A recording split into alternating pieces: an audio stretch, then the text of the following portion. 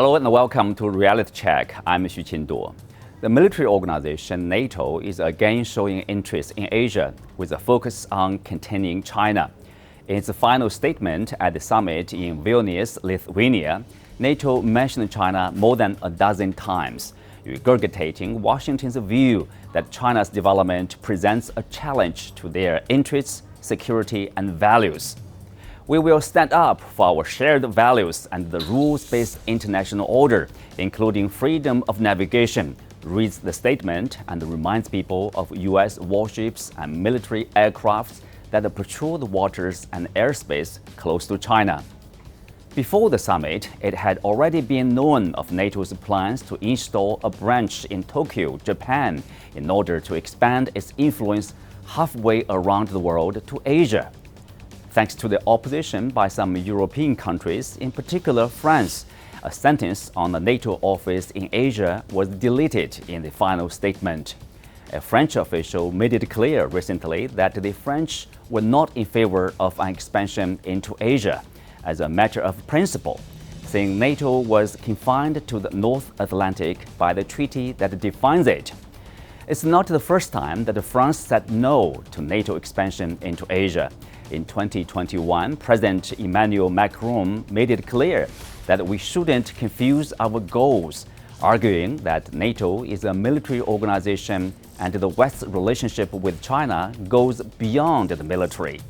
Macron then powerfully stated that NATO is an organization that concerns the North Atlantic, and China has little to do with the North Atlantic.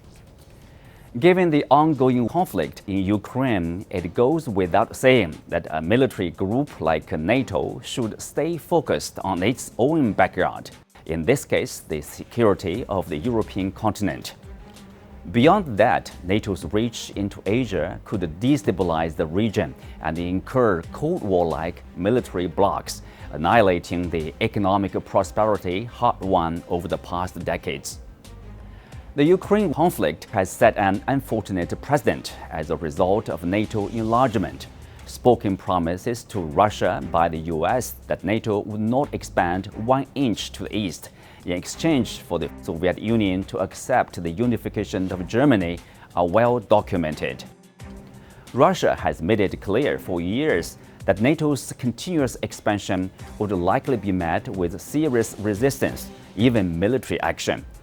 Fears that NATO spreading to Asia will bring about more confrontation, if not conflict, are not unjustified.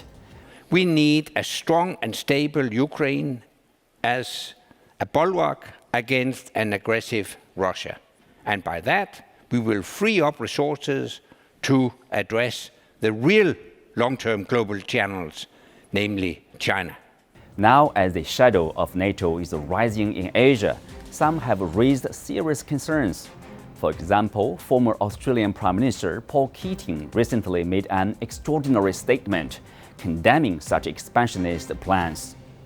Exporting that malicious poison to Asia would be akin to Asia welcoming the plague upon itself, he commented. After all, NATO is an organization formed to kill, not a charity organization prepared to serve. The former Prime Minister warned that a NATO presence on the continent would undo most of the recent progress in the region.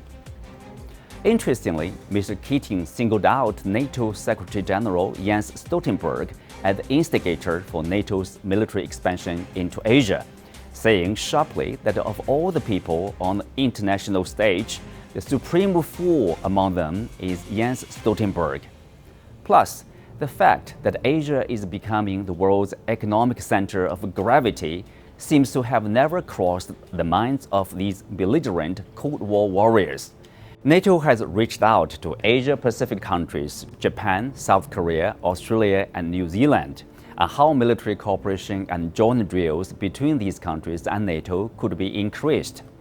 NATO is obviously not forgetting Asia. Discussions of a NATO branch in Asia could always come back next year or the years after. Respected economist Jeffrey Sachs recently called NATO's Asia branch plan a sign of global war. He urges the cancellation of such a move. The idea of opening NATO offices in Asia is mind-boggling in its risk and its stupidity. And please tell the Japanese, stop this. It's reckless.